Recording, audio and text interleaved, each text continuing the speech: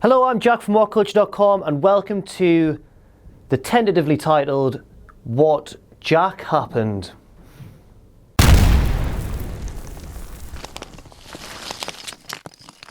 So basically all this is Adam Blompier has tasked me with reporting on the WWE SmackDown Live Newcastle upon Tyne house show this past weekend, because he says that maybe one day, if I do well enough, I'll be a real boy. Because he gets to do what just happened after all the pay-per-views and major events where he goes, "Hello, I'm Adam," and all that sort of... And all I've got to do really is talk about this bog standard house show in my own hometown. So let's just run down the matches on the card. We open with Dolph Ziggler versus The Miz for the Intercontinental Championship. I can't believe it. None of the titles changed hands on this show.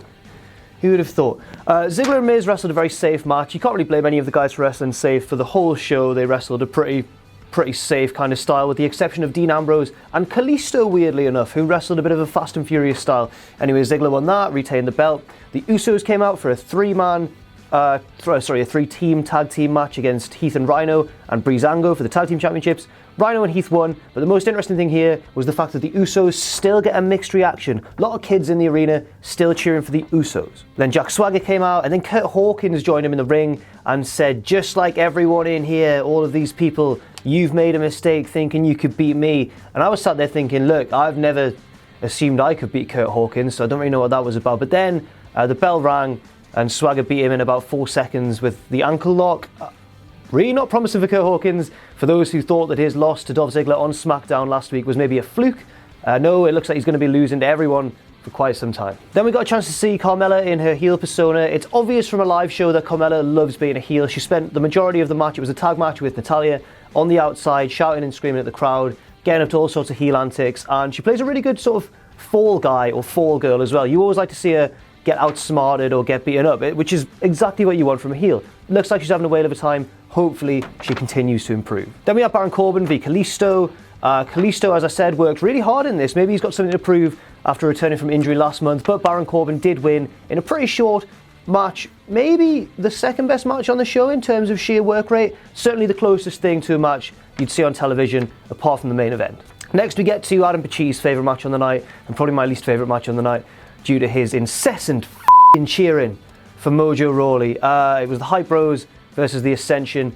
Neither team has really paid enough time or attention on SmackDown, which has resulted in a very sort of dead crowd reaction. Zack Ryder's still a little bit popular though, but the match did nothing for me, except it gave us all a sense of where they lie in the pecking order. The Hype Bros won, and I guess it shows that at least they've got a little bit more spark, I guess, and a bit more momentum from creative. The Ascension, it just is a matter of time before they're axed and hopefully can move on to better things as singles competitors, maybe?